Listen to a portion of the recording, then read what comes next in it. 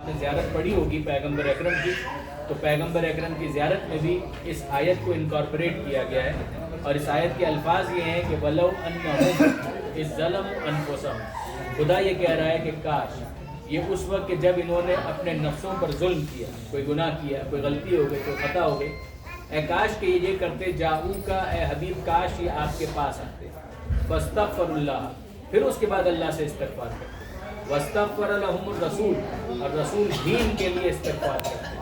جب یہ ایسا کرتے تو پھر کیا ہوتا؟ ترتیب دیکھیے گا، انہوں نے گناہ کر لیا، ان سے گناہ ہو گیا، اے کاش کہ یہ آپ کے پاس آتے، اے رسول کاش کہ یہ آپ کی دولت کرنے پر آتے، کاش کہ آپ کے قدموں میں آتے، پھر اس کے بعد اللہ سے استغفار کرتے۔ یعنی ترتیب آپ دیکھیے کہ خدا کہہ رہا ہے کہ پہلے حبیب کے پاس آؤ، پھر مجھ سے استغفار کرو۔ اگر یہ کرتے اور پھر رسول بھی ان کے لیے استغفار کرتے، لوجد اللہ توابا رحیما، تو یہ اللہ کو توبہ قبول کرنے والا اور رحم کرنے والا پاتے۔ یہ یاد رکھیے گا، توسل پر، وسیلے پر، پروردگار عالم کی بارگاہ میں انٹرسیشن کے لیے یہ انتہائی محکم آیت ہے کہ جس کا کوئی انکار نہیں کر سکتا۔ قرآن صراحت کے ساتھ کہہ رہا ہے کہ اگر کوئی خطا یا غلطی ہو جائے تو مصطفیٰ کے دولت قدے پر تمہیں آنا ہے، اور حضور کے در سے تمہیں پھر اگر استغفار کی سند مل جائے گی تو خدا بھی غفور ہوگا، خدا بھی غفور۔ سبحان اللہ، درود بھیجیے محمد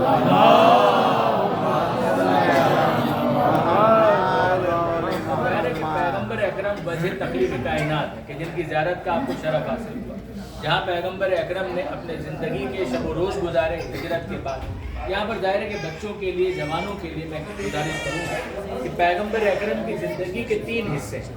پیغمبر اکرم کی زندگی کا ایک حصہ اعلان رسالت سے پہلے، آپ جانتے ہیں کہ ہمارے عقائد میں یہ چیز شامل ہے کہ ہم کبھی یہ نہیں کہتے کہ 40 برس میں رسول ہوئے، ہم کہتے ہیں یہ اعلان رسالت۔ رسول اور نبی کب سے تھے؟ کنت نبیا و آدم بین الماء والطین، میں تو اس وقت بھی نبی تھا جب آدم مٹی اور پانی کے درمیان تھے۔ کیا عجیب بات ہے کہ اسی آہنگ کے ساتھ، اسی انداز سے، جس طرح سے مصطفیٰ نے کہا کہ میں اس وقت بھی نبی تھا جب آدم مٹی اور پانی کے درمیان تھے، اسی آہنگ میں میرے مولا نے کہا کنت ولیا و آدم بین الماء والطین، میں اس وقت بھی ولی تھا جب آدم مٹی اور پانی کے درمیان تھے۔ یاد رکھیے گا کہ 40 برس کی عمر میں اعلان رسالت ہو سکتا ہے، اور غدیر خم میں اعلان ولایت ہو سکتا ہے۔ نہ وہ رسالت کا آغاز ہے، نہ یہ ولایت کا۔ سبحان اللہ، سبحان اللہ،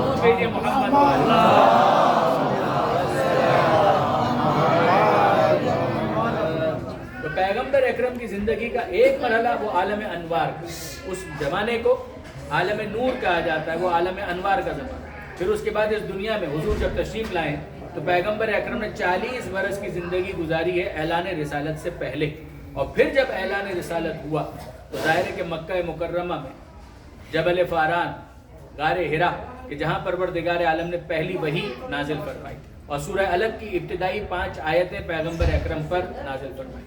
پھر اس کے بعد 13 برس کا وہ پیریڈ ہے کہ جو پیغمبر اکرم نے ہجرت سے پہلے گزارا، وہ مکہ میں گزارا تو بھی اور مکہ سے باہر گزارا تو بھی، اس پورے پیریڈ کو کہا جاتا ہے مکی زندگی۔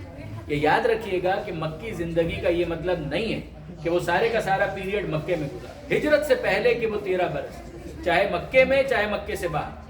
ظاہر ہے کہ اس دوران پیغمبر اکرم طائف بھی گئے، مگر طائف کا جو سفر ہے اس کی وجہ سے یہ نہیں ہوگا کہ پیغمبر کی اس زندگی کو طائفی زندگی کہا جائے، وہ سب کا سب مکی زندگی ہے ہجرت سے پہلے۔ اور ہجرت کے بعد پیغمبر اکرم جب مدینہ منورہ تشریف لے آئے تو یہ نہیں ہے کہ پیغمبر اکرم مدینے سے باہر گئے ہی نہیں، پیغمبر اکرم کئی مرتبہ مدینے سے باہر بھی تشریف لے گئے۔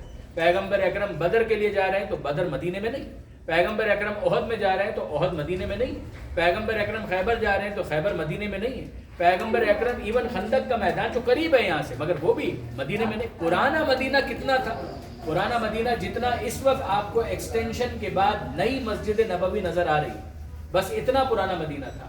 پرانا مدینہ بہت وسیع و عریض علاقے کا نام نہیں تھا، مضافات میں کچھ گوڑ، کوئی گاؤں، کچھ دیہات آپ کہہ سکتے ہیں، لیکن یہ ہے کہ جو مین کنسنٹریٹڈ جس کو آبادی آپ کہیں گے مدینہ منورہ کی، یہ اتنی ہی تھی کہ جتنا اس وقت آپ کو مسجد نبوی کا ایریا نظر آ رہا ہے، اور تھوڑا آگے کی طرف اگر آپ اور لے لیں کہ جہاں پر محلہ بنی ہاشم تھا، یہ سارے کا سارا علاقہ پرانا مدینہ منورہ تھا۔ تو پیغمبر اکرم مدینہ منورہ سے باہر بھی جا رہے ہیں، لیکن پیغمبر اکرم جب باہر جاتے ہیں تو ایسا نہیں ہوتا کہ اس زندگی کو مدنی زندگی سے خارج شمار کیا جائے، وہ سب مدنی زندگی میں شامل ہے۔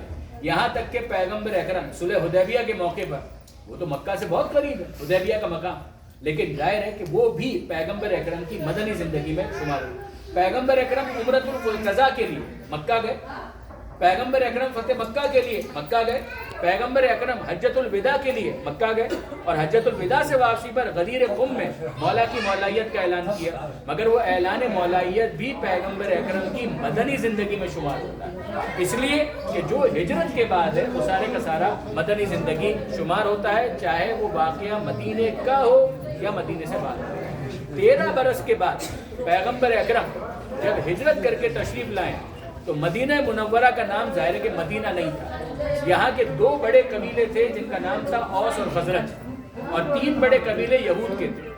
یہ یہود کے 3 قبیلے یہاں پر آباد تھے، اور ان کی انٹینشن یہ تھی کہ جب آخری نبی اور رسول آئے گا تو ہم اس کی مدد کریں گے، ہم اس کی خدمت کریں گے، مگر جب آخری رسول آئے تو ان کے لیے ایک عصبیت کا مسئلہ ہو گیا کہ یہ ہمارے قبیلے سے نہیں، وہ ایکسپیکٹ کر رہے تھے کہ بنی اسرائیل میں سے آخری نبی آئے گا، مگر یہ بنی اسماعیل میں سے، جس کی وجہ سے ان کو ایک تعصب دامنگیر ہو گیا، اور انہوں نے کہا کہ نہیں، ہم ان پر ایمان نہیں لائیں گے۔ یہ قرآن مجید میں اگر آپ سورہ بقرہ پڑھتے چلے جائیں تو سورہ بقرہ کا ایک بڑا حصہ یہود کے معاملات کے حوالے سے ڈسکس کرتا ہے۔ سورہ جمعہ جو آج کے دن آپ نے پڑھی ہوگی، سوری پروردگار عالم نے یہود کے اعتراضات کے جوابات دیے۔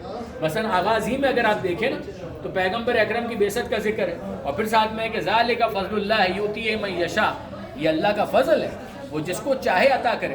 یعنی اگر تمہارا یہ اصرار ہے کہ رسول کو بنی اسرائیل میں آنا چاہیے تھا، تو ہم نے بنی اسرائیل میں بھی جس کو بھیجا وہ تم سے پوچھ کر نہیں بھیجا تھا۔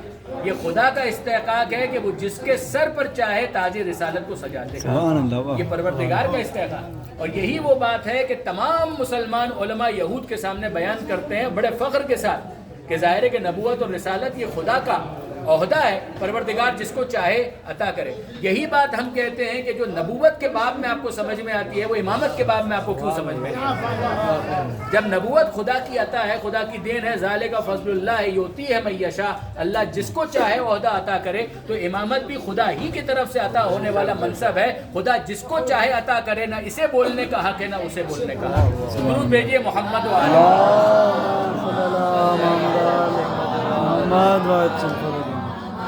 یہاں مدینہ منورہ میں 3 بڑے قبیلے یہود کے تھے، بنی نذیر، بنی قریظہ اور بنی قینقاع۔ یہ تینوں کے تینوں آخری رسول کی باتیں کیا کرتے۔ اوس اور خزرج یہ دونوں قبیلے مشرک تھے، اور یہ آپس میں شرک کے باوجود لڑتے رہتے، اور ان کے کانوں میں آخری رسول کی خبریں پہنچا کرتی تھی۔ بعد میں بالآخر یہ عجیب اتفاق ہوا کہ جو مشرک تھے وہی انصار مدینہ کہلائے، وہی بعد میں انصار مدینہ کہلائے، پیغمبر اکرم کے انصار کہلائے، اور جو یہود تھے جو انتظار کر رہے تھے وہ پیغمبر اکرم کے بدترین دشمن کہلائے۔ البتہ ایسا نہیں ہے کہ سارے کے سارے یہود، ان میں سے کچھ تھے کہ جو ایمان بھی لے آئے۔ یعنی ابھی آپ نے مدینہ منورہ کے اندر اوالی کا علاقہ یا دیکھ لیا ہوگا یا دیکھیں گے، بہرحال جو اطراف کی زیارت کے اندر بسوں کی زیارت میں عام طور پر علاقے کور کیے جاتے ہیں، یہ تمام کے تمام علاقوں میں وہ بہت بڑا حصہ ہے کہ جو ایک یہود نے پیغمبر اکرم کو ہدیہ کیا تھا، جس کا نام تھا مخیرق، کہ جس نے یہ کہا تھا کہ میں ان کا ساتھ دوں گا۔ اس لیے کہ جب پیغمبر اکرم مدینہ منورہ تشریف لائے تو مدینہ منورہ کے اندر ایک پیس ٹریٹی ہوئی تھی میثاق مدینہ یہود کے ساتھ، اور اس کے اندر یہ طے ہوا تھا کہ اگر کسی نے مدینہ منورہ پر حملہ کیا تو سب مل کر مدینہ کا دفاع کریں۔ اس پیس ٹریٹی کی مخالفت کی یہودیوں نے۔ جب احد کا حملہ ہوا تو احد کے واقعات میں یہ لکھا کہ انہوں نے یہ کہا کہ نہیں، ہم ساتھ نہیں دے سکتے۔ کیوں؟ کہ اس لیے کہ آج تو سیٹرڈے ہے اور سب کا دن ہے، سبات، اور سب کا دن چھٹی کا ہوتا ہے۔ جب چھٹی کا دن ہے تو انہوں نے حملہ کیا ہے تو آج تو ہم کوئی کام نہیں کر سکتے۔ یہ عجیب منطق ہے، یعنی حملہ کرنے والا پہلے ان کا ورکنگ ڈے دیکھے گا پھر اس کے بعد حملہ کرے گا۔ حملہ کرنے والا حملہ آور ہو گیا، انہوں نے انکار کر دیا۔ مخیرق یہ وہ یہودی تھا کہ جس نے یہ کہا کہ یہ کوئی سیٹرڈے سنڈے کچھ نہیں ہوتا، جب حملہ ہوا ہے تو معاہدے کی بنیاد پر ہمیں ان کا مقابلہ کرنا چاہیے۔ اس نے کہا میں تو ان کے ساتھ جا رہا ہوں، اور جو کچھ بھی میرا ہے اگر میں مر جاؤں تو وہ سارے کا سارا میں مصطفیٰ کو ہدیہ کرتا ہوں۔ جس کے بعد عجیب بات یہ ہے کہ احد کے میدان میں وہ بھی مارا گیا، اور جب وہ مارا گیا ہے تو اس کی ساری یہ پراپرٹی پیغمبر اکرم کی قرار چڑھی۔ بہت سارے وہ چیزیں کہ جو اوالی کے علاقے میں پیغمبر اکرم کی تھی، مثلا مشربہ ام ابراہیم، جہاں پر جناب ابراہیم علیہ السلام جو پیغمبر اکرم کے فرزند، ان کی مادر کو لا کر انہوں نے وہاں پر رکھا اور آباد کیا، مسکن ان کا قرار دیا. یہ جگہ مخیرق ہی کی دی ہوئی جگہ تھی. پیغمبر اکرم کا ایک جملہ ہے کہ مخیرق خیر و یہودن، کہ یہودان اگر کوئی ہو سکتا تھا تو وہ مخیرق تھا. تو یاد رکھیے قرآن مجید بھی کہتا ہے لیسو سوا، نہیں ہو. جب ان میں برے ہیں تو ان میں کچھ اچھے بھی ہیں. اگر آپ عیسائیوں میں بھی دیکھیں تو نجاشی بھی تو تھا کہ جس نے حبشہ کے اندر مسلمانوں کو پناہ دی تھی. تو یہ یاد رکھیے گا، ایک ہے پیسفل کو ایگزسٹنس، پرامن بقائے باہمی. یہ جہاں بھی جس جگہ پر بھی ہوں، مختلف ادیان کے لوگ ہوں گے، مختلف مذاہب کے لوگ ہوں گے، مختلف مسالک کے لوگ ہوں گے، اپنی بات بیان کرنی ہے. لیکن ایسا نہیں ہے کہ گن پوائنٹ کے اوپر کسی کو مسلمان بنانے کی کوشش کی جائے یا مومن بنانے کی کوشش کی جائے. حضرت علامہ سید علی نقی صاحب یاد آئے، وہ فرمایا کرتے تھے کہ کافر کا وجود خود اس بات کی دلیل ہے کہ خدا نے انسان کو مختار بنایا ہے، ورنہ کس کی مجال تھی کہ خدا کا انکار کرے. اس کا انکار کرنا خود اس بات کی دلیل ہے کہ پروردگار زبردستی نہ کسی کو مسلمان دیکھنا چاہتا ہے نہ مومن دیکھنا. درود بھیجیے گا محمد. اللہم صلی اللہ محمد. سبحان اللہ سبحان اللہ. تو یہاں پر بھی مدینہ منورہ کے اندر یاد رکھیے پیغمبر اکرم نے زبردستی کسی یہودی کو مسلمان نہیں بنایا. تم یہود بن کر رہنا چاہتے ہو رہو، مگر ایک پیس ٹریٹی کے تحت میثاق مدینہ، تو اس میثاق کے اوپر انہوں نے بالآخر عمل نہیں کیا، جس کے نتیجے میں ان کو یہاں سے بے دخل کیا گیا. یہ تو ہو گیا ان کا معاملہ. اوس اور خزرج، یہ اوس اور خزرج وہ ہیں کہ جو اسلام لے آئے. ان کی آپس میں دشمنیاں، ان کی آپس میں مشکلات تھیں. اس کو ڈسکس کیا ہے قرآن مجید کے اندر، سورہ آل عمران کے اندر بھی. کنتم علی شفا حفرۃ من النار، تم آگ کے دہانے پر، گڑھے پر بالکل موجود تھے، گرنے والے تھے، اور تمہیں خدا نے وہاں سے نکال دیا. یہ اخوت کے صیغے کس نے پڑھائے؟ یہ مصطفیٰ کی رسالت کا صدقہ تھا کہ جس کے نتیجے میں ان کے آپس کے اختلافات ختم تو نہیں ہوئے مگر کم ہو گئے. لیکن اب اس کے بعد اگلا مرحلہ کہ پیغمبر اکرم جب یہاں پر تشریف لائے ہیں ہجرت کر کے یثرب میں جب تشریف لائے ہیں تو ان کا استقبال کیا بنی نجار کی بچیوں نے. اور وہ مشہور قصیدہ جو انہوں نے اس موقع پر پڑھا کہ طلع البدر علینا، کہ ہم پر چاند طلوع ہو گیا. مرحباً یا خیر داعن، اے بہترین دعوت دینے والے، ہم آپ کو مرحبا کہتے ہیں، ہم آپ کا استقبال کرتے ہیں، ہم آپ کا خیر مقدم کرتے ہیں. یہ پیغمبر اکرم کا استقبال کیا گیا. اور پھر جب پیغمبر اکرم کا استقبال کیا گیا تو اب ذرا توجہ کیجیے. سب نے یہ کہا کہ اللہ کے رسول یثرب آپ کا منتظر ہے. یہ استقبال ہو رہا تھا قبا کی وادی میں. قبا جو اہم مسجدوں میں شمار ہوتی ہے، پہلی باقاعدہ مسجد مسجد نبوی نہیں ہے خانہ کعبہ کے بعد. پہلی مسجد مسجد قبا ہے. اہمیت کے اعتبار سے مسجد نبوی یقیناً بہت اہم، مگر تعمیر کے اعتبار سے اگر دیکھیں تو خانہ کعبہ اور مسجد الحرام وہ تو پہلے سے تھا. مگر پہلی مسجد اعلان رسالت کے بعد جو بنی ہے وہ مسجد قبا ہے. پھر اس کے بعد مسجد نبوی بنی. اہمیت کے اعتبار سے دوسری مسجد مسجد نبوی. پیغمبر اکرم جب قبا کی وادی میں تھے تب بہت سے لوگوں نے آ کر یہ کہا اللہ کے رسول یثرب آپ کا منتظر ہے. پیغمبر اکرم فرماتے ہیں کہ مگر مجھے کسی کا انتظار ہے. کہ یثرب منتظر ہے، کہ مگر مجھے کسی کا انتظار ہے. کہ حضور آپ کو کس کا انتظار ہے؟ کہ وہ کہ جس کو میں اپنے بستر پر شب ہجرت سلا کر آیا. سبحان اللہ. مجھے اس کا انتظار ہے. وہ آ جائے تو پھر اس کے بعد ہم مدینے کے اندر اور یثرب میں داخل ہوں گے. پیغمبر اکرم نے شب ہجرت جو کام کیا تھا اس کے ساتھ یہ بالکل لنکڈ معاملہ کہ پیغمبر اکرم غار ثور میں رہے، پھر اس کے بعد یہاں پر تشریف لائے، قبا کی وادی میں انتظار کیا، مولا کا انتظار کیا، فواتم کا انتظار کیا. پیغمبر اکرم کے گھر کی خواتین جناب خاتون جنت ان میں شامل تھی، جناب بنت اسد مادر مولا کائنات وہ اس میں شامل تھی. ان سب کا انتظار کیا. اور جب مولا کائنات وہاں سے چلے ہیں تو وہاں سے ان کو چیس کیا گیا، ان کا راستے میں راستہ روکا گیا، حملہ کیا گیا. امیر المومنین نے ان کا مقابلہ کیا، گھر کی خواتین کو سلامتی کے ساتھ لے کر یہاں پر آئے. اور جب یہاں پر تشریف لائے ہیں تو پیغمبر اکرم نے زخمی حالت میں مولا کو دیکھا، آنکھوں میں آنسو آ گئے، سینے سے لگایا. پھر اس کے بعد مدینہ منورہ یا یثرب جس کو کہا جاتا تھا اس زمانے میں، وہاں داخل ہونے کا فیصلہ کیا. اور یہ یاد رکھیے گا برادران عزیز، یہاں پھر مجھے علامہ سید علی نقی صاحب یاد ہے، بہت پیاری بات وہ کہا کرتے تھے. وہ فرمایا کرتے تھے کہ ذرا غور کیجیے کہ پیغمبر اکرم نے مولا کو اپنے بستر پر سلایا. کہ کیوں؟ کہ کیموفلاج اور کہ کفار اور مشرکین کی امانتیں. کفار اور مشرکین کی امانتیں، یہ ان کے خون کے پیاسے کون تھے؟ کفار اور مشرکین ہی تو تھے. لیکن کیا عجیب بات ہے کہ وہ مصطفیٰ جو مشرکین کے درمیان جن کی جان محفوظ نہیں ہے، وہی مشرکین جانتے ہیں کہ ان کا مال اس مصطفیٰ کے پاس محفوظ ہے. سبحان اللہ سبحان یعنی اللہ یہ مکہ کا عجیب ہاسٹائل سبحان انوائرمنٹ اللہ ہے سبحان اللہ کہ جس مکہ میں مشرکین کے درمیان حضور کی جان محفوظ نہیں ہے، مگر انہی مشرکین کو پتہ ہے ان کا مال کہ ان کے پاس اگر ہماری امانتیں ہیں تو ہماری امانتیں ان کے پاس محفوظ ہیں، اور پیغمبر مولا کو وصیت کر رہے ہیں. اور کیا وصیت کر رہے ہیں؟ اے علی، یہ ہے مشرکین کی امانتیں، ان امانتوں کو ان مشرکین کے حوالے کر دینا، جو صاحب مال ہے، جو مالک ہے، اس کو دے دینا، اور پھر میرے پاس آنا. اب یہ جملہ ہے واقعا لطف سماعت بھی ہے اور ہدیہ ہے آپ لوگوں کے لیے. وہ فرمایا کرتے تھے کہ عجیب بات ہے، لمحہ فکریہ ہے، امانتیں کس کی ہیں؟ مشرکین کی. اور پیغمبر اکرم کیا کہہ رہے ہیں مولا کائنات سے؟ پیغمبر اکرم مولا سے یہ کہہ رہے ہیں اے علی، امانتیں ہیں، مشرکین کی امانتیں، تو یہ کام کرنا کہ ان کی امانتیں ان کے حوالے کر کے پھر واپس میرے پاس آنا. اب عجیب بات یہ ہے کہ وہ حضور جو اتنا امانت دار، جو اتنے امین کہ مشرکین کی امانتیں محفوظ ہاتھوں میں دیے بغیر مکہ نہیں چھوڑتے. بہت توجہ کیجئے گا کہ حضور کون ہے؟ حضور وہ ہے کہ جو مشرکین کی امانتیں بھی ہوں تو محفوظ ہاتھوں میں دیے بغیر مکہ نہیں چھوڑتے. وہ رسول کے جو محفوظ ہاتھوں میں دیے بغیر مشرکین کی امانتیں محفوظ ہاتھوں میں دیے بغیر مکہ نہیں چھوڑتے، وہ خدا کی امانتیں محفوظ ہاتھوں میں دیے بغیر دنیا واہ سے سبحان اللہ، واہ واہ واہ واہ، نعرہ حیدری، نعرہ صلوات، وہ خدا کی امانتیں محفوظ ہاتھوں میں دیے بغیر دنیا کیسے چھوڑ سکتے ہیں؟ شاید یہی سبب ہے کہ پیغمبر اکرم نے اپنے ہاتھوں پر غدیر میں مولا کو بلند کیا، اور ہاتھوں سے بلند کیا، ہاتھوں پر بلند کیا، ہاتھوں سے بلند کیا. گویا دکھانا چاہ رہے تھے میرے امین ہاتھوں کو بھی دیکھ لو، علی کے محفوظ ہاتھوں کو بھی دیکھ لو. تم بھیجے گا محمد و آل محمد. اللہم صلی اللہ محمد سبحان اللہ سبحان اللہ، واہ واہ.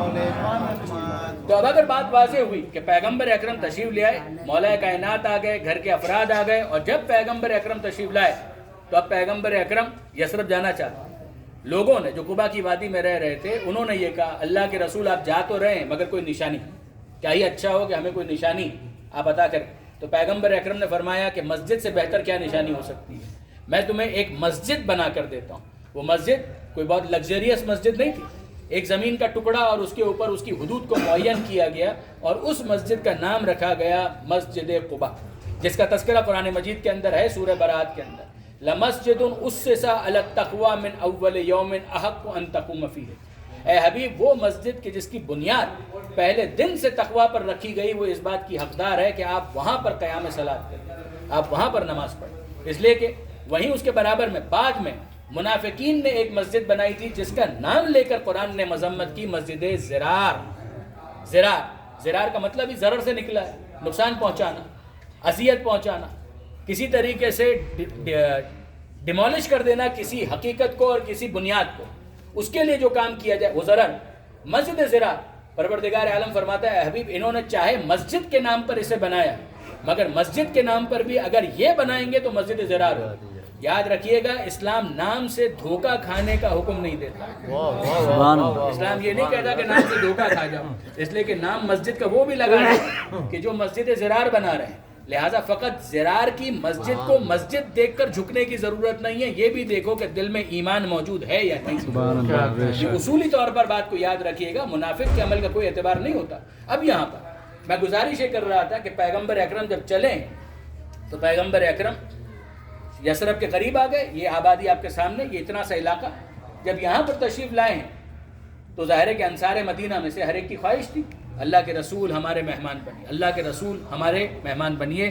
اس وقت پیغمبر اکرم نے وہ تاریخی جملہ ارشاد فرمایا. پیغمبر اکرم نے کہا خلو سبیلہا فانہا معمورہ.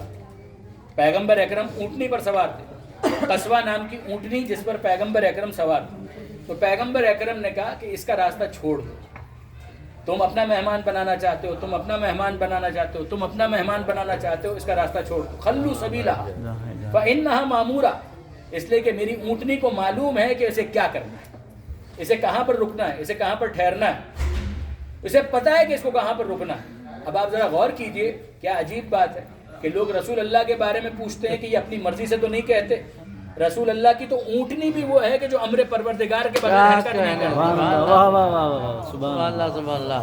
خلو سبیلہا فإنہا مامورا، راستہ چھوڑ دو اس کا، اس لیے کہ اس کو پتہ ہے کہ اس کو کہاں پر ٹھہرنا ہے. اب اس کے بعد یہ اونٹنی ٹھہری اسی جگہ پر کہ جہاں پر آپ نے مسجد نبوی کا گرین گنبد کے برابر میں سلور گنبد دیکھا ہے، اس سے تھوڑا آگے کی طرف. یہ مکان تھا جناب ابو ایوب انصاری کا، یہ جناب ابو ایوب انصاری کا مکان تھا. پیغمبر اکرم وہاں پر ان کے مہمان ہوئے اور پھر پیغمبر اکرم نے اسی برابر میں ایک مسجد کے لیے زمین خریدنے کا فیصلہ کیا جو یتیم بچوں کی تھی. پیغمبر اکرم نے باقاعدہ قیمت ادا کی، قیمت ادا کر کے اس زمین کو خریدا اور پھر اس کے اوپر مسجد کو تعمیر کیا گیا. اور یہ مسجد مسجد نبوی کہلائی. مدینہ کہلایا شہر کا نام، مدینہ النبی، نبی کا شہر، مدینہ علی الاطلاق ایک شہر، اور پھر اس کے بعد یہ مسجد مسجد نبوی، یعنی جو نبوت سے اور نبی سے منسوب ہو جائے وہ مسجد مسجد نبوی، جس کے لیے پھر پیغمبر اکرم نے یہ ارشاد فرمایا کہ اگر کوئی شخص اس مسجد کے اندر آ کر نماز پڑھتا ہے تو یاد رکھو کہ اس مسجد میں نماز پڑھنے کا ثواب یہ مت سمجھنا کہ عام مسجدوں جیسا ثواب. یعنی اس بات کو تو آپ سب جانتے ہیں کہ گھر میں اگر آپ اپنے محلے میں بھی نماز پڑھ رہے ہیں تو اس سے زیادہ ثواب ملے گا اگر آپ اپنے محلے کی مسجد میں نماز پڑھیں. محلے کی مسجد میں نماز پڑھنے سے زیادہ ثواب ملے گا اگر جامع مسجد میں نماز پڑھیں. جامع مسجد سے آپ باہر آ جائیں، کسی اہم مقام پر چلے جائیں، کربلا چلے جائیں، نجف چلے جائیں، کاظمین چلے جائیں، مدینہ آ جائیں، مکہ آ جائیں، ثواب اور زیادہ ہے. صرف اس شہر کی فضا میں بھی آ جائیں تو ثواب بڑھ جائے.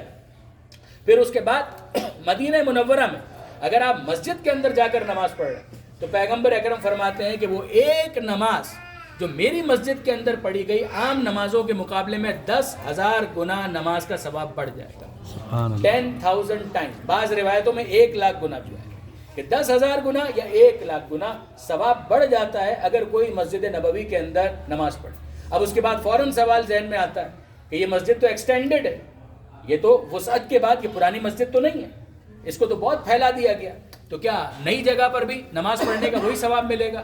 تو پیغمبر اکرم کا ایک جملہ ہے کہ میری مسجد کو بڑھا کر اگر یمن تک لے جایا جائے تو وہاں تک بھی سب مسجد سبحان اللہ، واہ واہ واہ واہ، سبحان اللہ، سبحان اللہ. لہٰذا نئے حصے کے اندر بھی نماز پڑھنے کا ثواب اتنا ہی ہے کہ جتنا پرانی مسجد کے اندر نماز پڑھنے کا جی نہیں. 10,000 گنا تو یقیناً، مگر اگر آپ پرانی مسجد میں آ جائیں تو پرانی مسجد کے اندر نماز پڑھنے کا ثواب اور بھی زیادہ.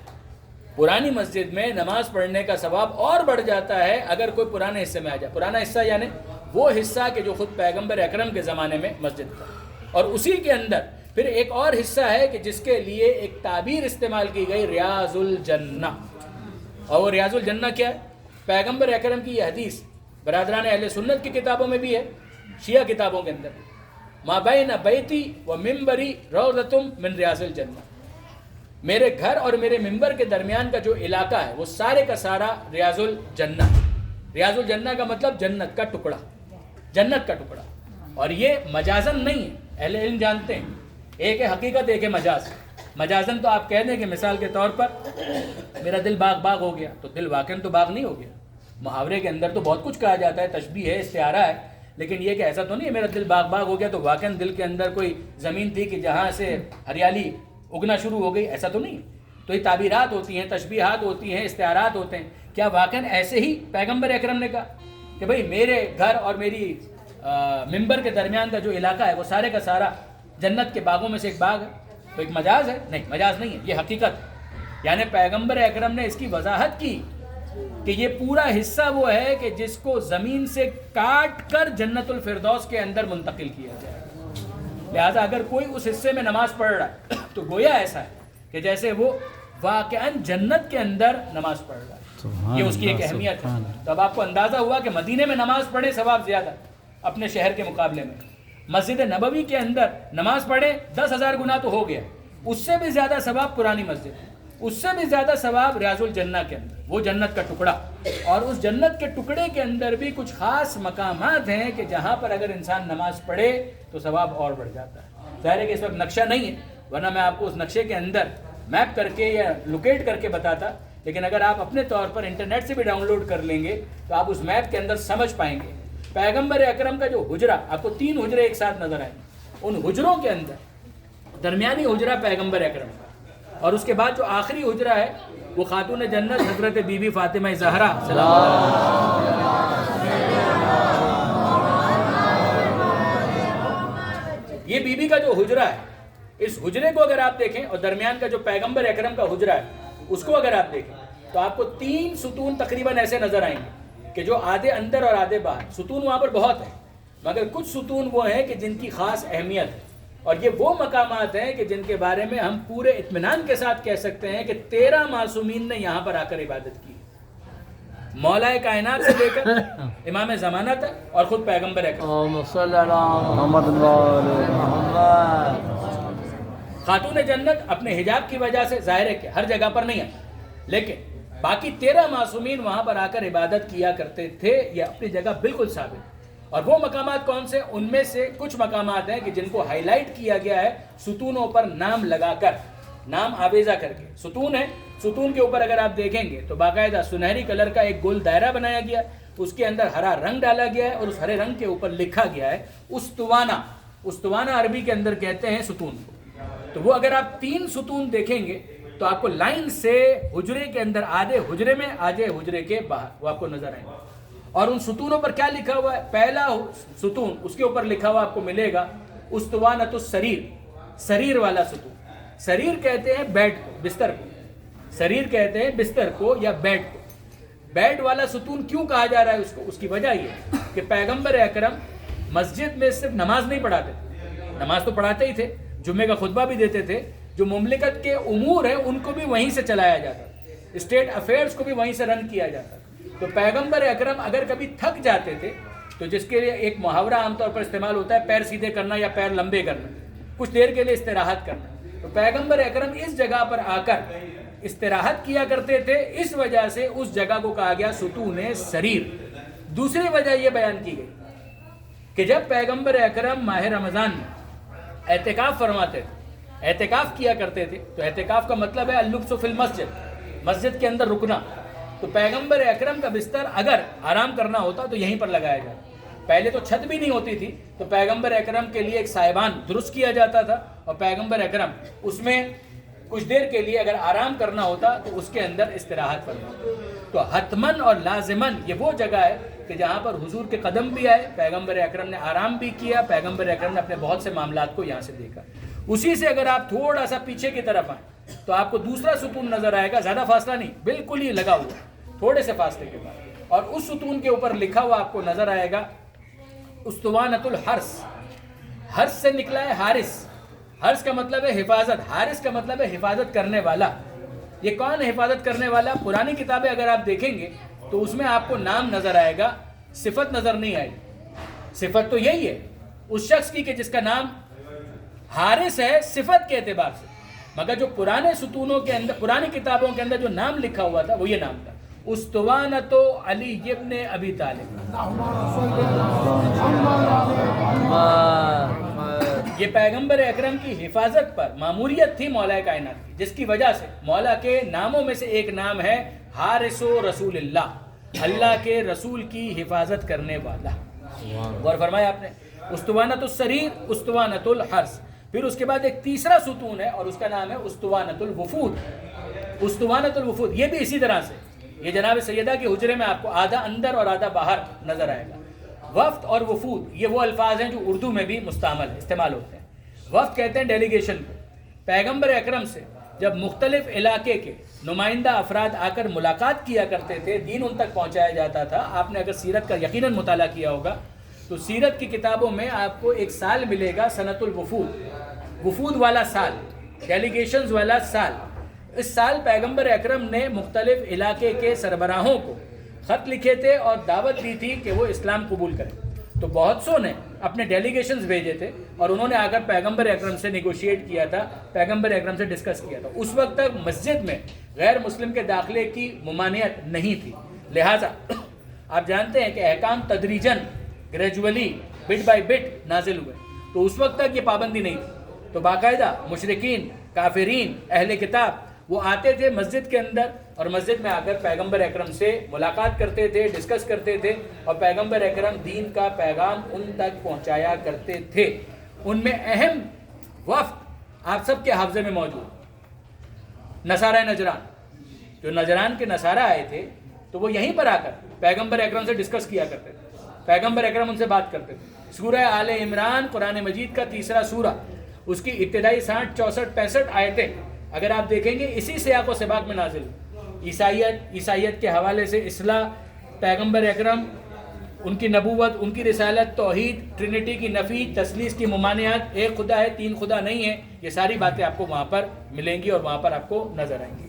تو یہ ساری چیزیں، تو یہ یہاں پر وفود آ کر ملاقات کیا کرتے تھے۔ اور اگر آپ مباہلے کے حوالے سے جاننا چاہتے ہیں کہ مباہلے کے حوالے سے خود یہاں کا جو مقامی نظریہ کیا ہے تو آپ کو حیرانی ہوگی کہ یہاں پر جو تشریح اور حواشی کے ساتھ قرآن مجید کا ترجمہ شائع ہوتا ہے یہاں سے، اس میں آپ کو ہر جگہ انکار نظر آئے گا، ہر جگہ انکار نظر آئے گا۔ آیہ مودت کو وہ نہیں مانیں گے، کچھ اور اس کی تعبیر کریں گے، دوسری آیتوں کو کہیں اور گھما دیں گے۔ لیکن جب آپ مباہلے والی آیت دیکھیں گے اٹھا کر تو وہاں پر آپ کو یہ ملے گا اس کے ذیل میں، اسی کے ضمن میں، یہاں سے جو تشریح کے ساتھ چھپتا ہے قرآن مجید اس میں، کہ جب آیہ مباہلہ نازل ہوئی اور پروردگار عالم نے کہا فَمَنْ حَاجَّكَ مِنْ بَعْدِ مَا جَاءَكَ مِنَ الْعِلْمِ فَقُلْ تَعَالَوْا نَدْعُ أَبْنَاءَنَا وَأَبْنَاءَكُمْ وَنِسَاءَنَا وَنِسَاءَكُمْ وَأَنفُسَنَا وَأَنفُسَكُمْ۔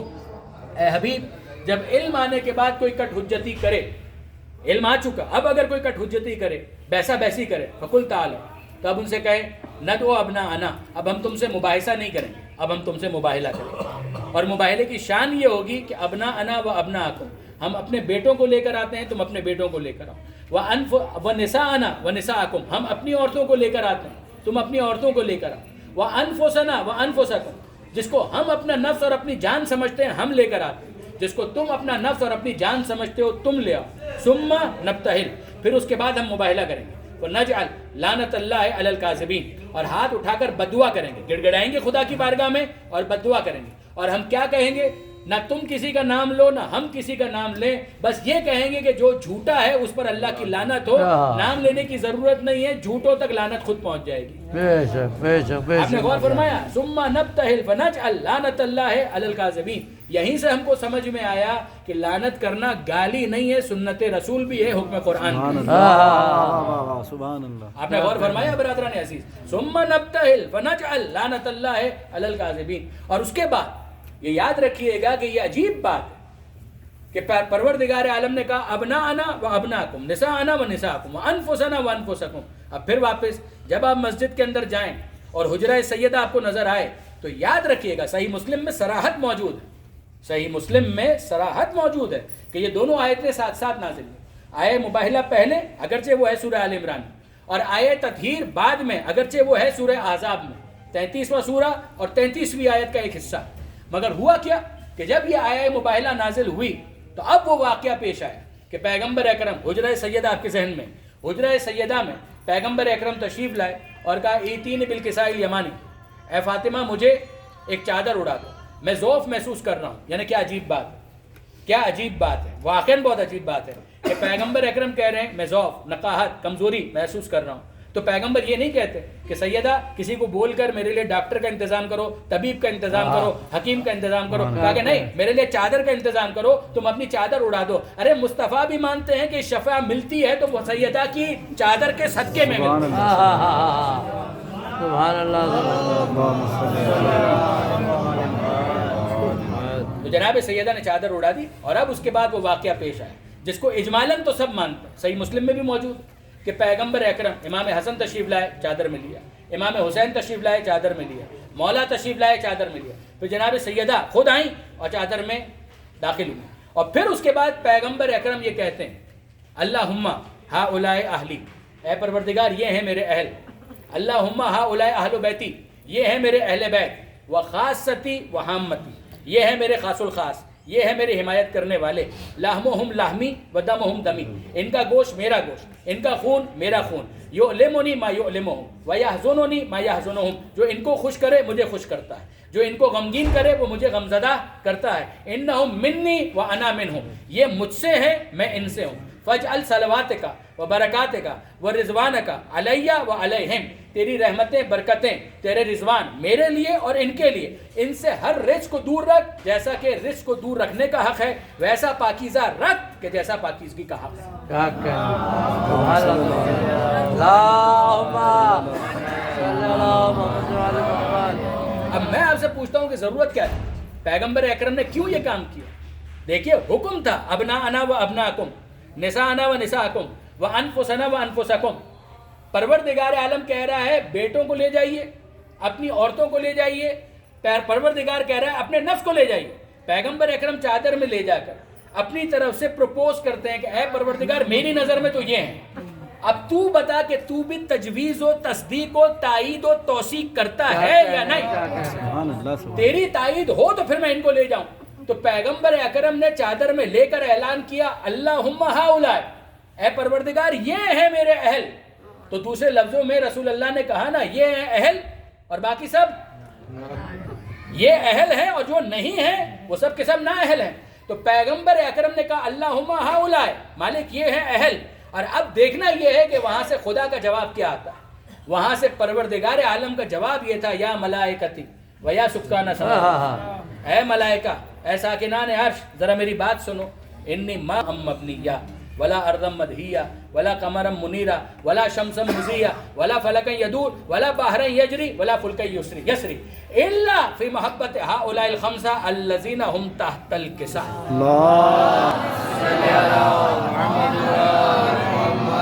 نعرے حیدری، نعرے تلوار. اے ملائکہ اے ساکنان عرش میری بات سنو، اور سنو اور غور سے سنو. یہ جو تم آسمان کا شامیانہ دیکھ رہے ہو یہ آسمان کا شامیانہ نہ ہوتا. یہ جو تم زمین کا فرش دیکھ رہے ہو میں زمین کا فرش نہ بچھاتا. یہ جو تم سمندر میں طغیانی دیکھ رہے ہو سمندر میں موجیں نہ ہوتی. یہ جو تم دریاؤں کی روانی دیکھ رہے ہو یہ روانی نہ ہوتی. نہ یہ سورج ہوتا، نہ اس کی روشنی ہوتی، نہ چاند ہوتا، نہ ان کی چاندنی ہوتی. کوئی ایک روشنی نہ ہوتی اگر ان 5 کی روشنی مقصود نہ ہوتی جو اس وقت چادر کے نیچے.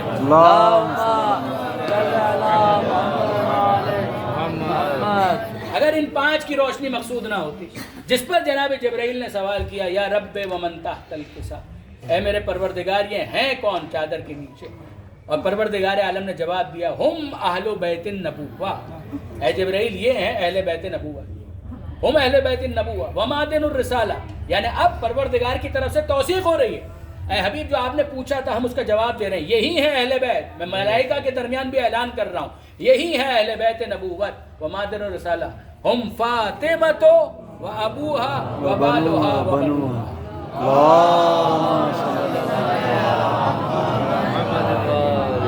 یہ سیدہ ہیں، فاطمہ ہیں، ان کے بابا ہیں، ان کے شوہر ہیں اور ان کے بیٹے ہیں. یہ ترجمہ غلط ہے کہ ان کے 2 بیٹے ہیں، یہ یاد رکھیے گا.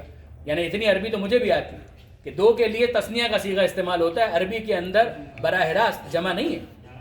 1 سے زائد کے لیے اردو میں جمع کا صیغہ ہے نا، لیکن عربی میں ایسا نہیں ہے. 1 کے لیے مفرد، 2 کے لیے تثنیہ اور 3 کے لیے جمع. تو عجیب بات ہے کہ بیٹے 2 ہیں اور پروردگار عالم کہہ رہا ہے بنوہا، یہ تو جمع کا صیغہ ہے. ابن 1 بیٹا، ابنان 2 بیٹے، بنون تمام بیٹے. عجیب بات یہ ہے کہ 2 بیٹے ہیں مگر طہارت کا اعلان 2 کے لیے نہیں ہے. یہ ترجمہ غلط ہوگا کہ سیدہ کے 2 بیٹے، نہ سیدہ کے سارے بیٹے. اگر فقط 2 کا اعلان کیا جاتا تو اعلان طہارت حسن اور حسین پر رک جاتا، مگر بنو کہہ کر بلاغت دیکھیے کہ مہدی تک تمام اماموں کی طہارت کا اعلان. سبحان اللہ سبحان اللہ کیا کہہ رہے ہیں. ام فاطمۃ و ابوہا و بالہا و بنوہا، یہ فاطمہ ہیں، فاطمہ کے بابا ہیں، فاطمہ کے شوہر ہیں اور فاطمہ کے سارے بیٹے، مہدی تک سارے بیٹے. اور پھر اس کے بعد جناب جبرائیل جب زمین پر تشریف لائیں اور پھر اجازت لی، یعنی پروردگار عالم نے اجازت دے دی، مگر جناب جبرائیل پروٹوکول کو کتنا مینٹین کرتے ہیں کہ اذن پروردگار کے بعد اذن مصطفیٰ، کہ اللہ کے رسول قد اذن علی، پروردگار نے مجھے اجازت دے دی، لیکن کیا آپ بھی مجھے اجازت دیتے ہیں؟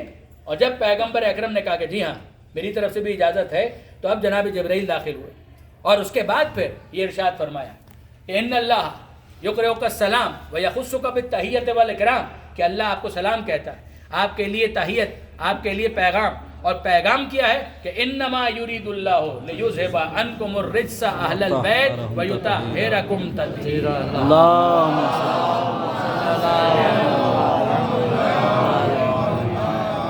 یہ بس ارادہ ہے پروردگار یہ ہے کہ اے اس گھر والوں، میں بہت سوچ سمجھ کر ترجمہ کر رہا ہوں، اے اس گھر والوں، الف لام موجود ہے، اہل البیت، صرف اہل بیت نہیں، اہل البیت، اے اس گھر والوں، چادر میں موجود، اے چادر میں موجود، اے مصطفیٰ کے گھر والوں، ارادہ پروردگار یہ کہ ہر رجس و نجاست کو تم سے دور رکھے اور ویسا پاکیزہ رکھے کہ جو پاکیزگی کا حق ہے۔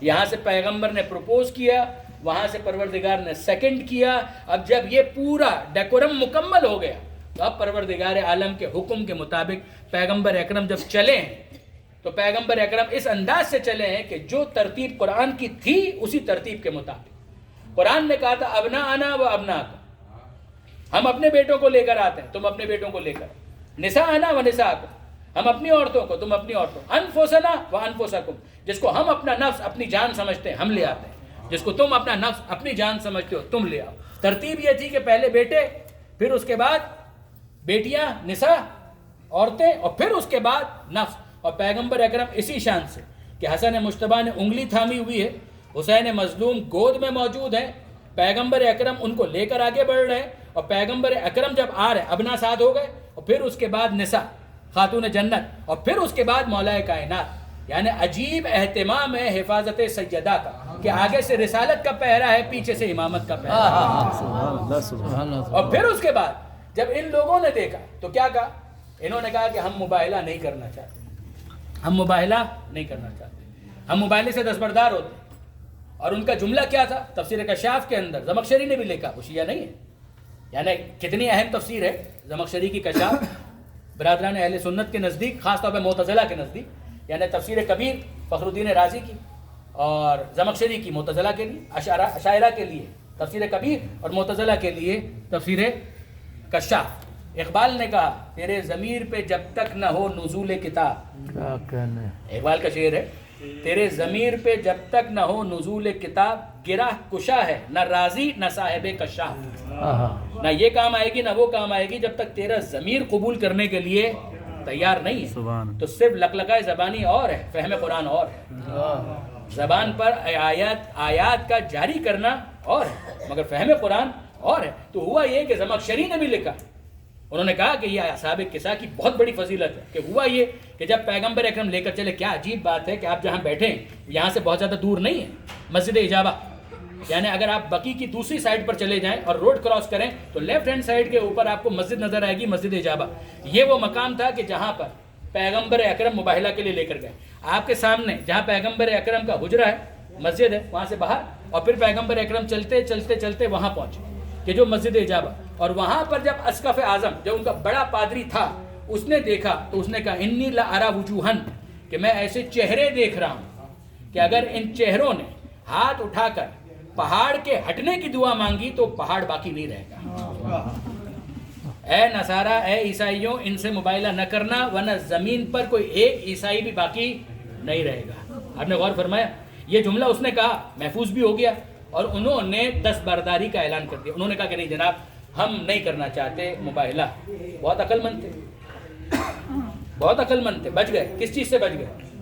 لعنت سے بچ گئے۔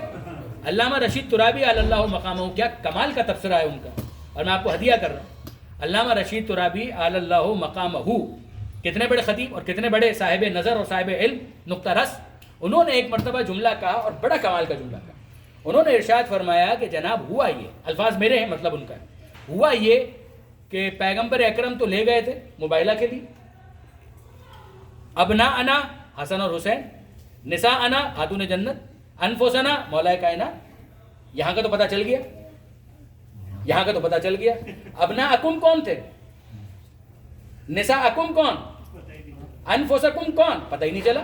یعنی مباہلہ کرتے تو پتہ چلتا، پیغمبر اکرم تو لا رہے اور بہت کھل کر لے کر آ رہے ہیں۔ جو بی بی حجاب میں ہوتی تھی وہ بھی اپنے پردے کے ساتھ مگر آ رہی، تو جناب سیدہ بھی آ گئے، امام حسن بھی آ گئے، حسین بھی آ گئے، مولا بھی آ گئے۔ تو ابنا انا حسن اور حسین، نساء انا خاتون جنت، انفسنا مولا کائنات۔ تو یہاں کا تو کورم پورا ہو گیا، مگر سامنے سے کون آنے والا تھا وہ تو پتہ ہی نہیں چلا۔ اگر مباہلہ کرتے تو پتہ چلتا، جب مباہلے سے دستبردار ہو گئے تو یہ پتہ ہی نہیں چل سکا کہ ابنا اکم، نساء اکم، انفسکم کون ہے۔ مگر کتنا اچھا ہوا کہ ہمارے لیے معیار واضح ہو گیا، ہمارے لیے یہ معیار واضح ہو گیا۔ اگر ابنا اکم جو بھی ہوتے وہ آتے تو ملعون ہوتے، اگر نساءکم کے طور پر کوئی بھی آتی تو ملعونہ ہوتی، اگر انفسکم کے طور پر کوئی بھی آتا تو ملعون ہوتا.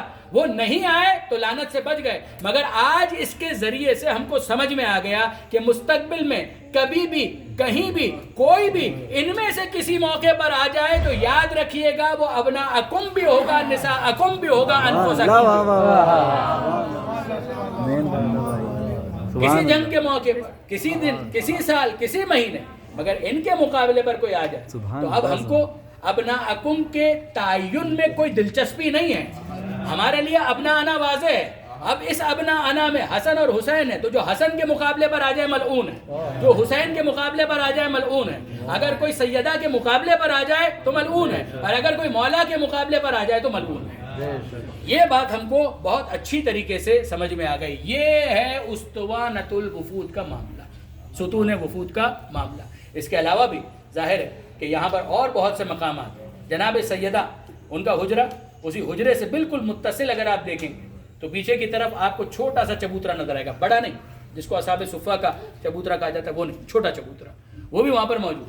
اس چھوٹے چبوترے کی کیفیت کیا ہے اور حیثیت کیا ہے؟ حیثیت ہے کہ پیغمبر اکرم جب کبھی بھی نماز شب پڑھا کرتے تھے مدینہ منورہ میں، تو یاد رکھیے گا پیغمبر اکرم نماز شب مسجد میں نہیں پڑھتے، وہ حصہ مسجد سے باہر تھا.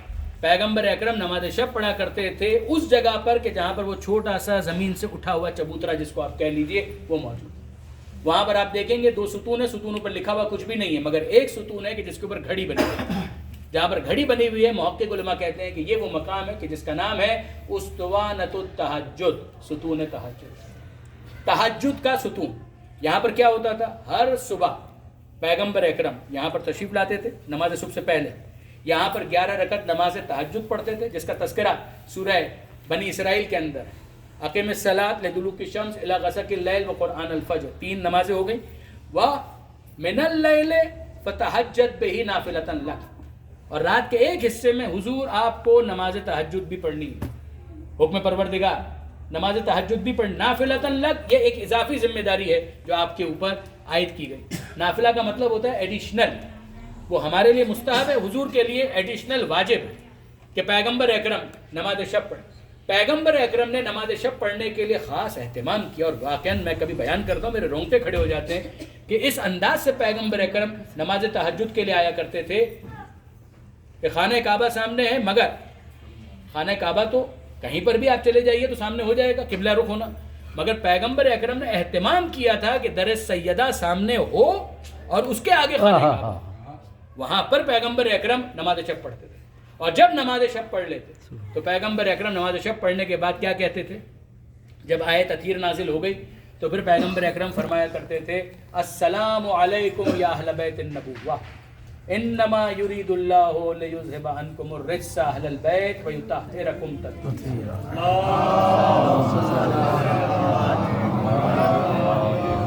بعض روایتوں میں برادران کے بعد 6 مہینے تک پیغمبر اکرم نے مسلسل یہ کام کیا. نماز شب تو ویسے بھی، لیکن یہ آیت تطہیر کی تلاوت انما یرید اللہ، اور پھر اس کے بعد پیغمبر اکرم فرماتے تھے الصلاۃ الصلاۃ الصلاۃ، اور پھر مسجد کے اندر داخل ہوتے تھے.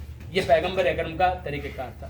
بس برادران عزیز میں بات کو سمیٹ دوں، مسائل کے چند جملے اور گفتگو مکمل ہو جائے. ظاہر ہے کہ یہاں دوسرے افراد ڈسٹرب بھی نہ ہو اور ہماری بات بھی مکمل ہو جائے.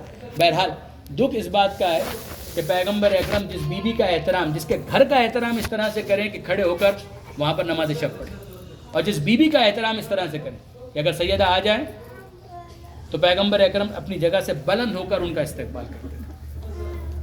کل لمحہ جب کبھی سیدہ تشریف لاتی پیغمبر اکرم قام الیہا، کھڑے ہو کر استقبال کرتے تھے. رحبہ، ان کو مرحبا کہتے تھے، ان کا ہاتھ اپنے ہاتھوں میں لیتے، ہاتھوں کو بوسہ دیتے تھے، اور پھر لا کر وہاں پر بٹھاتے تھے کہ جہاں پر خود پیغمبر اکرم تشریف فرما تھے.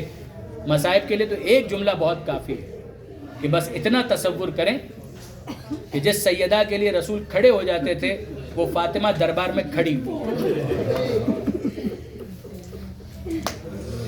اس کا ذرا اندازہ کریں کہ جہاں مسجد نبوی کے اتنے فضائل ہیں مگر یہ دکھ کی فضا بھی تو ہے، یہ مصائب بھی تو ہیں. وہ سیدہ جس کے لیے رسول کھڑے ہو جاتے، اس فاطمہ کو دربار میں کھڑا ہونا پڑا. وہ کہ جو مباہلہ کے میدان میں گئی رسول کی رسالت کی تصدیق کی گواہی دینے کے لیے، اس کی گواہی کو جھٹلا دیا گیا.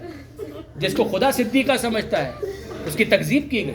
جب یہ کیفیت ہو تو سیدہ گھل گھل کر اور گھٹ گھٹ کر ختم نہ ہو جائے تو کیا ہو. 75 یا 95 دن کے بعد سیدہ اس دنیا سے رخصت ہو گئی. عزیزوں بس اتنا تصور کریں اور ذہن میں لے کر آئیں کہ مولا کائنات کی کیا کیفیت ہے کہ جب جناب سیدہ یہ وصیت کر رہی ہیں اے ابوالحسن مجھے رات کی تاریکی میں دفن کر. جنہوں نے مجھ پر ظلم کیا ہے میں اجازت نہیں دیتی کہ وہ میرے جنازے میں شریک ہو. اور امیر المومنین نے جب جنازے کو تیار کر لیا اور جب دفن کر رہے تھے تو عجیب الفاظ ہیں, نہج البلاغہ میں بھی ہیں, بحر الانوار میں بھی تھوڑے سے فرق کے ساتھ ہیں کہ امیر المومنین جب سپرد لحد کر رہے تھے تو سپرد لحد کرتے کرتے آنکھیں بھر آئی اور پھر اس کے بعد کبھی زمین کو دیکھتے ہیں کبھی آسمان کو دیکھتے ہیں اور پھر ایک عجیب جملہ کہا فاطمہ کے بعد نہ مجھے زمین اچھی لگ رہی ہے نہ آسمان. یہ دنیا اب رہنے کے قابل نہیں رہی فاطمہ زہرا. اگر آپ کو یاد ہو تو علی اکبر کے لاشے پر حسین نے یہ جملہ کہا وہ الگ دنیا بعدک الافا ہے بیٹا علی اکبر تیرے بعد دنیا کی زندگی پر خواہ. وہ جو علی اکبر کے لاشے پر حسین نے کہا تھا ایسا ہی جملہ مولا کہہ رہے ہیں فاطمہ کے بعد نہ مجھے زمین اچھی لگ رہی ہے نہ مجھے آسمان اچھا لگ رہا ہے. پھر اس کے بعد ایک جملہ کہتے ہیں پیغمبر اکرم کو مخاطب کر کے اے اللہ کے رسول کتنا جلد وہ وقت آ گیا کہ مجھے آپ کی امانت آپ کو سونپنی پڑی اور کس حالت میں سونپنی پڑی. اے اللہ کے رسول یہ آپ کی بیٹی اب آپ کے پاس ہے. اب علی آپ سے ایک تقاضا کرتا ہے فافِ بحث سوال واستخبر الحال. آپ اپنی لخت جگر فاطمہ زہرا سے پوچھئے گا ضرور کہ آپ کے بعد آپ کی زہرا کے ساتھ امت نے کیا سلوک کیا, آپ کی امت نے کیا سلوک کیا. اب میں آپ سے کہتا ہوں کہ جب علی کہہ رہے تو اللہ کے رسول نے پوچھا ہوگا اور جب پوچھا ہوگا تو یقین پیغمبر اکرم نے اپنے سینے سے لگا کر یقیناً کہا ہوگا اے زہرا مجھے بتاؤ تو صحیح میرے بعد کیا گزری. تو سیدہ کیا جواب دے گی اگر نگاہ تصور سے آپ دیکھ سکیں اور سوچ سکیں. سیدہ یہی کہہ رہی ہوگی بابا آپ کے بعد نہ گھر بدلا تھا نہ در بدلا تھا. آپ کے بعد نہ گھر بدلا تھا نہ در, گھر بھی وہی تھا در بھی وہی تھا جہاں پر آ کر آپ کہا کرتے تھے السلام علیکم یا اہل بیت النبوہ. بابا میں تو انتظار کرتی رہ گئی کوئی آئے گا ہمدردی کے 2 بول بولے گا, کوئی تسلی کے جملے کہے گا, کوئی کہے گا نبی کی بیٹی اگر بابا نہ رہے تو غلام حاضر ہے کوئی خدمت ہو تو بتائیے. اگر بابا تسلی کے لیے کوئی نہ آئے ہمدردی کے لیے کوئی نہ آیا آگ اور لکڑیاں لے کر دھمکی دینے آئے اور یہ کہا ابوالحسن کو باہر نکالو ورنہ ہم اس دروازے کو آگ لگا دیں گے. اور دروازے کو آگ لگائی گئی. جب دھواں بلند ہو رہا تھا بابا آپ کی زہرا کہاں تھی میں در و دیوار کے درمیان پستی چلی گئی. فشار بڑھا تو میں نے فضا کو آواز دی یا فضا خذینی اے فضا مجھے سنبھال میرا محسن شہید ہو گیا. اے بابا جب محسن شہید ہو گیا تو مدینے کی گلیاں تھیں اور آپ کی زہرا فریاد تھی میں آپ ہی کو پکار رہی تھی کہ سبت علیہ مسائب لو انہا سبت علی الایام سرنا لیالیا. بابا آپ کے بعد آپ کی زہرا پر اتنے مسائب ہیں اگر گرم دنوں پر آتے وہ تاریک راتوں میں تبدیل ہو جاتے. میں ہاتھ جوڑ کر کہوں اے اللہ کے رسول ہمارا پرسہ قبول کیجیے آپ کے شہر مدینہ میں اور ہم یہ عرض کرتے ہیں اللہ کے رسول اگر زہرا کا محسن شہید نہ ہوتا تو کربلا میں اصغر بھی نہ مارا جاتا.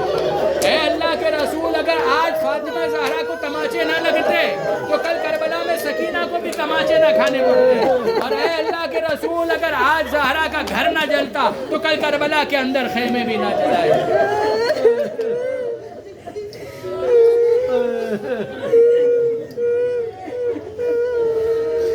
اجرکم اللہ الا لعنت اللہ علی الظالمین وسيعلم